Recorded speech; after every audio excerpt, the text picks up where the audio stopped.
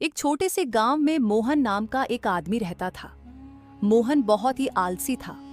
वह कोई काम सही से नहीं करता था। वह महीने में केवल 3 या 4 दिन ही काम करता था और पूरा महीना घर में खाली पड़ा रहता था। एक दिन वह सोचता है, इतने बड़े घर में मैं अकेला रहता हूँ। अकेले के कारण मुझे मेरे घर में भी मन नहीं लगता है। गांव के लोग कितने खुश रहते हैं। पता नहीं मेरा जीवन कब बदलेगा। क्यों ना मैं भी शादी कर लूं।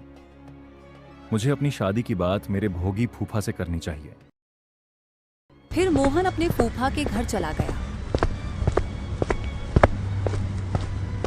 और फूफा से बोला, फूफा, मैं अब अकेले रहते रहते पूरी तरह से परेशान हो गया हूँ।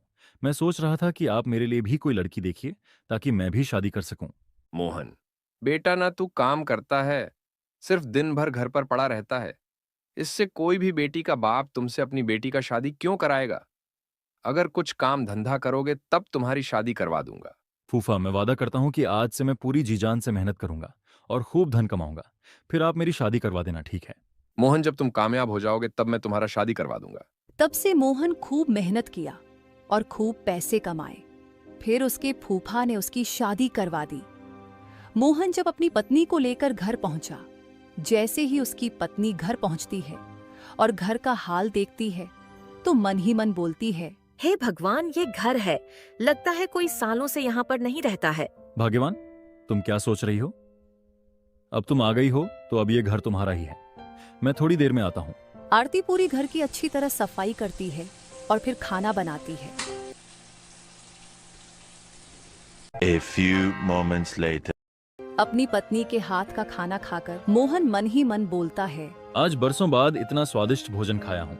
समय बीतता गया।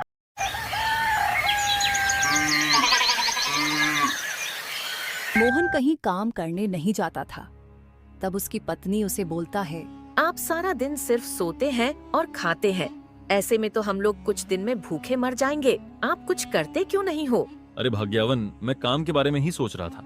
आप कब तक सोचते रहेंगे? घर में सिर्फ 2 दिन का ही राशन बचा हुआ है, वह भी खत्म हो गया तो हम लोगों को भूखा रहना पड़ेगा। तुम चिंता मत करो, मैं अभी राशन का बंदोबस्त करता हूँ। इतना बोलकर वह घर से निकल जाता है। उधर उसकी पत्नी सोचती है, हे भगवान, यह आपने मेरे साथ क्या कर दिया? मैं क्या सोची थी, आपने क्या दे दिया? यह आदमी तो पूरा निकम्मा और आलसी है। इसके साथ मैं पूरा जीवन कैसे बिताऊंगी? कुछ ही देर में मोहन सामान लेकर घर पहुंचता है। तब उसकी पत्नी उससे बोलती है, अजी, आपके पास तो पैसे भी नहीं थे, फिर आपने राशन कैसे लाए? अरे भाग्यवान, मैं राशन अपने दोस्त सोनू से उधार लेकर आया हूँ। जब मैं काम करने लगूंगा तब उसका उधार लौटा दूंगा। उधार लेना बहुत गलत बात है। आप जब कोई काम ही नहीं करते हो तो उधार कैसे चुकाओगे? अगर समय पर उधार नहीं चुकाओगे तो वह 2-4 बात फालतू में सुनाएगा। तब तक मुझे काम मिल जाएगा। जब भी उसका राशन खत्म हो जाता था तो वह किसी न किसी से उधार लेकर राशन ले आता था। कुछ ही दिन में उसकी घर पर लोग अपना पैसा मांगने आने लगते हैं। यह सब चीजों से परेशान होकर उसकी पत्नी अपना मायके चली गई। उसके बाद उसकी हालत फिर से वही हो गई। वह बोलता है, भाग्यवान के जाने से मेरा हालत खराब हो गया है।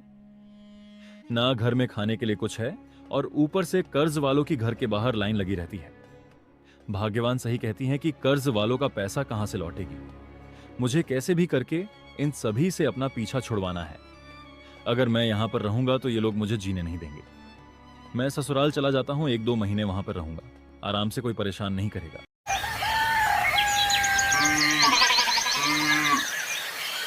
कुछ ही देर में वह फिर से अपने ससुराल की ओर चल पड़ता है।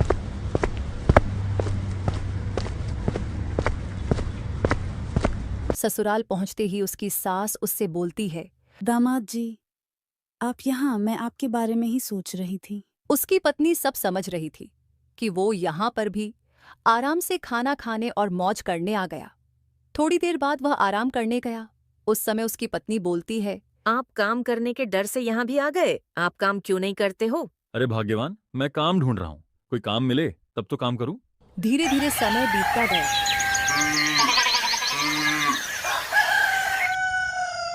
अब वह अपने सास के ऊपर भी बोझ बन गया था। तब उसकी सास बोलती है, दामाद जी, आप कब तक ऐसे बैठे रहेंगे? आप कोई काम क्यों नहीं करते हो? आप अगर इसी तरह निकम्मा पड़े रहेंगे तो कैसे आप अपने बीवी बच्चों को रख पाएंगे?